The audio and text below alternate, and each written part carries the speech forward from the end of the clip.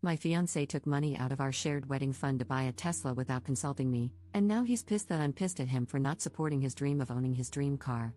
Posted by you/uneasy/throwaway. So, I, 22F, have been living with my fiancé, Mike, 23M, for 2 years now, which isn't that long, but it's long enough that our finances have become entangled. We've been engaged for a year and a half now and together for just over 4 years. I genuinely love him, and we've both done a lot of growing up over the course of our relationship. Fortunately, we have grown together, not apart. However, neither of us is without flaws.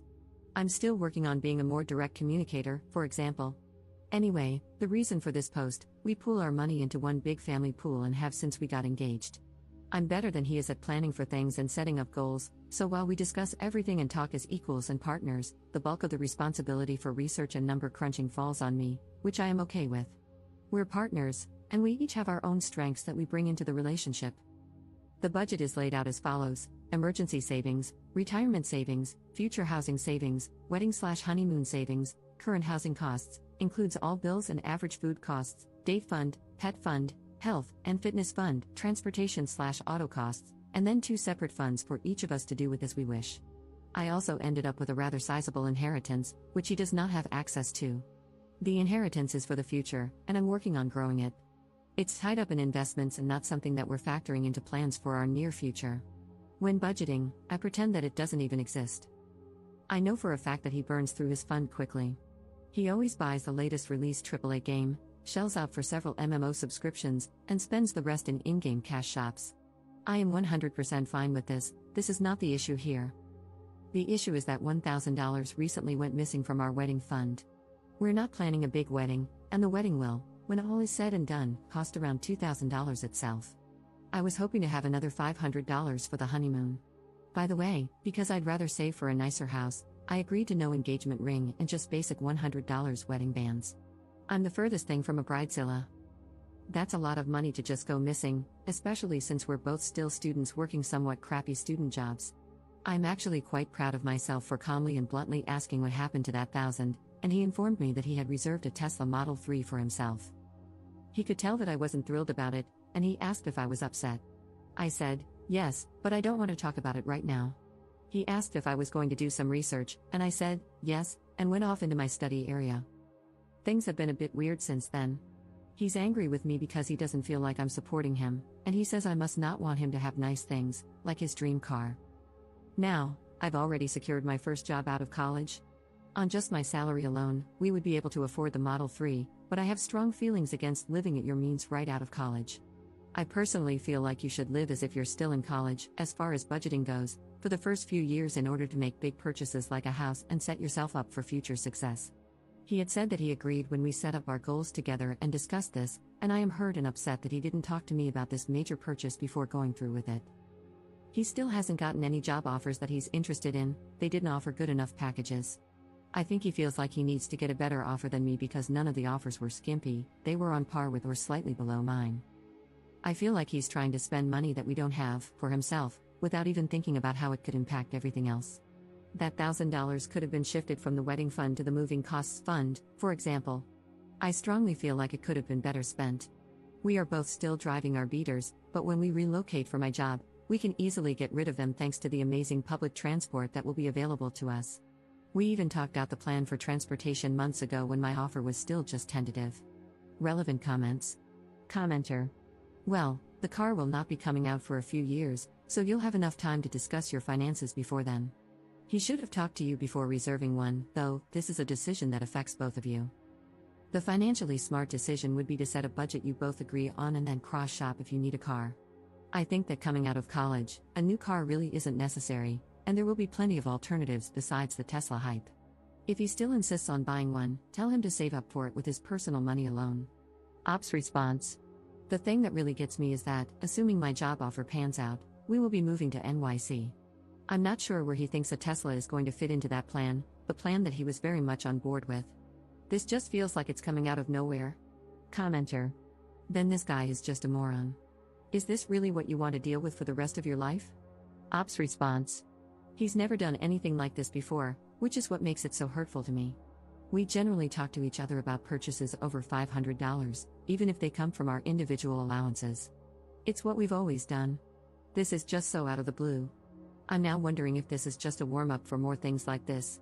I don't know. Commenter 2. First, I believe you can get the deposit back.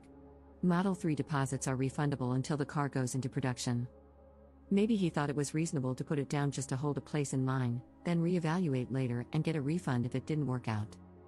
But this doesn't justify how he went about it, taking the money out of the Together fund rather than his fund. He may be resentful that you want a wedding at all and feel like he's sacrificing his dream car for it. Or he might feel that he doesn't have enough control over the finances. But again, you need to talk about it to resolve this, calmly. You sound quite upset about this too, so please try to calm down and listen to his side, even if it does end up being as dumb as wanting a dream car right out of school. Op's response. I wanted to elope, but he wanted a wedding. So I said okay and planned a very frugal but still beautiful wedding for us, one that he didn't want to help with because he hates planning events. I'm upset because the person I thought was on the same page with me wasn't, and I do feel a bit betrayed, but I have listened to him. I sat there quietly the morning after when he laid out how much getting a Tesla, like all of his friends have, means to him. I still don't think it's a good enough reason to take our shared money without talking to me first, especially for a car that he will never let me use. His words, spoken while I was listening to him. Neither of us is more in control of the finances than the other, although I do more of the number crunching. When we pay bills, set goals, make purchases, etc., we talk everything through together. Commenter 3. So, he committed to a $35,000 purchase without consulting you, has no job lined up, so you might end up paying the entire $35,000, and you can't even drive it, even if you pay for it. Is this all correct? Don't walk, run. You don't deserve to be involved, for a lifetime, with a guy who doesn't seek your advice for major purchases, goes behind your back, and breaks your trust. As they say, the best predictor of future behavior is past behavior.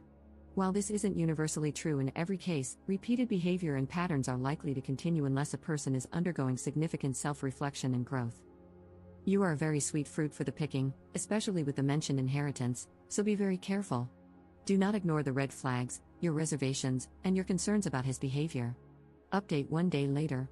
I don't know how many of you wanted an update, but I'm giving one because I feel like I owe it to this community. You all saved my tail and helped me wake the hell up. I read every single comment that was sent to me, and I took them to heart. I realized that my relationship with Mike is toxic and that I needed to get out of it. I graduate next month and have my dream job secured. I might be in pain right now, but it will pass, and I will build a life for myself. This all moved pretty quickly. This morning, I told Mike that I needed to talk to him, and it was important. We talked about the Tesla and why he would commit to purchasing something, knowing full well that it conflicted with our standing plans and without even talking to me like a partner. He made a comment about not wanting to have to ask permission to buy something as simple and basic as a car, and I reiterated that he doesn't need permission, but he does need to include me in large plans that impact us both. I know I sounded very rigid when it came to money in my post, but I'm really not. I'm just well organized, and I pride myself on that. There is plenty of room for spontaneity, and we both have somewhat generous pools of money to do things with, and I've never questioned any of his purchases before or wanted him to ask permission for anything. I just wanted to be included in the thought process. He told me that he was considering taking out a loan for the car, and we went through all the reasons why that was a bad idea, especially with his massive student debt. He lashed out at me because I'm apparently approaching this from an unreasonable position of privilege, that I don't have any student debt and don't understand how all debt can be good. I don't have debt because I got some great grants and scholarships, and the meager loans I did take out have already been paid off. My education wasn't handed to me, as he was implying. I became emotional during our talk, and I told him that I had to call the wedding off and that I would be moving out because this is an irreconcilable difference. I can't be with someone who doesn't share the same goals that I do, or at the very least, have respect for me as a person. He didn't seem to care and went back to his computer to play one of his games. That was several hours ago, and I've been busy sorting things out. We rent from his dad, and I was never on the lease, so I don't have a landlord to work anything out with since it was all under the table anyway. I still alerted his dad that I'm moving out, and he surprisingly wished me well and told me that he knows I'll be a success someday and he's just glad that he'll be able to say he knew me when. That hit me so hard. I'm finding that I'm more upset about losing his family than I am about losing him, at least right now. My parents are both gone, and his family stepped up majorly and made me feel like I still had a family. Anyway, untangling assets has been very easy since we maintained separate accounts. I just deposited money into his for his spending account, and we're only legitimately joined on the wedding account. I'll get that closed down this week. I'm writing off the $1,000 as a loss and will let him deal with the Tesla mess on his own.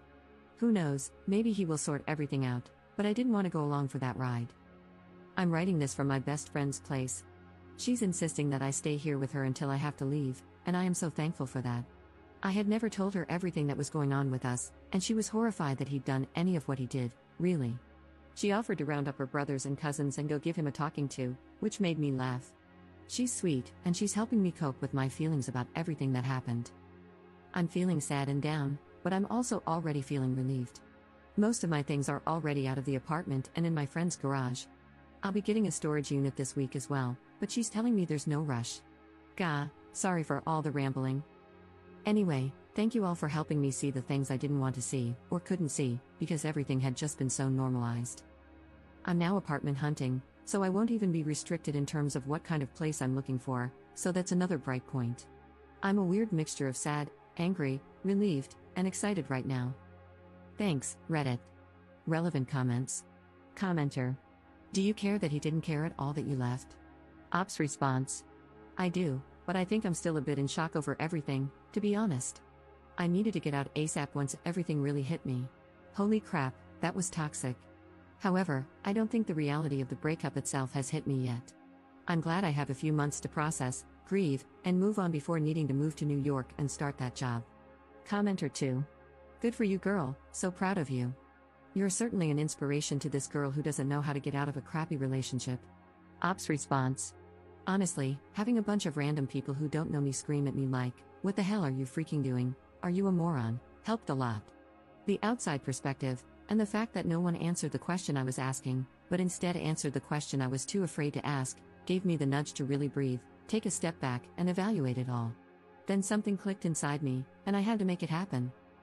I'd probably still be with him had I not gotten these outside views because, honestly, taking some distance, it was obvious. I guess what I'm trying to get at is, you can do it too. I guess we all have to reach our breaking point first, where we say, hey, I deserve better than this, and I'm not going to take this crap. Reddit gave me the courage to do that. You keep doing what you need to, and you'll be out soon enough too. I have faith in you, random internet stranger. You've got this too,